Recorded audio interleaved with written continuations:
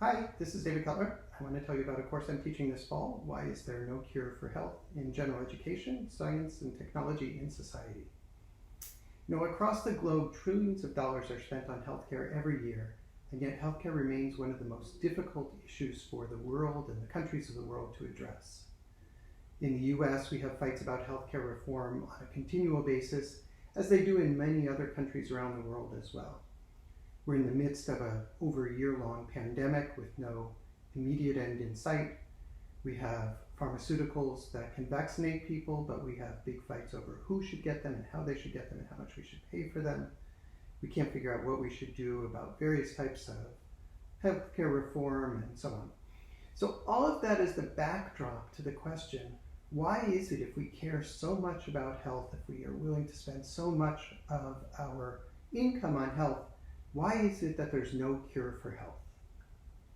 We're going to address that in this course, and we're going to do it by looking at three specific areas.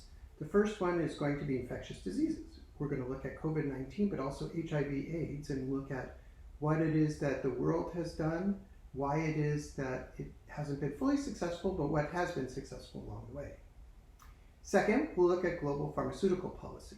How much should be paid for drugs? What is the right way to go about paying them? How do you get them to the people in the world who need them the most?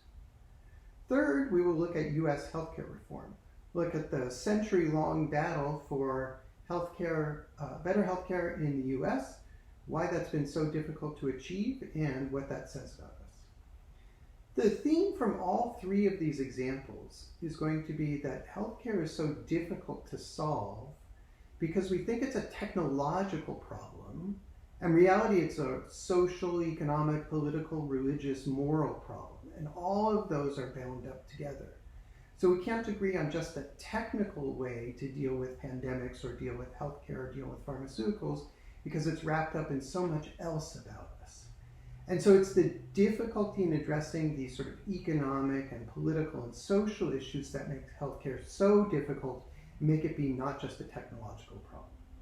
We're going to see how that plays out in all sorts of different ways, in different settings, in different countries, but the common themes are going to relate along those lines. This course does not have any prerequisites. It will cover some substantive material. It will obviously cover some economics. It will cover some epidemiology, some sociology, some political science. Anything that you need to know, we're going to teach in class, and you'll see it in class and on sections and have plenty of time to work with it. So I purposely designed the course so that anyone can take it, and students have been very successful taking it in the past. The course is, I'm going to teach it with a flipped classroom. So I'm going to have you watch videos and do some work in advance of class, and then when we get in class, we're going to extend those. We're going to have special guests who come to class who we get to talk to. We're going to break out into different groups to explore findings more. So it's really going to be a sort of kind of active participation type class.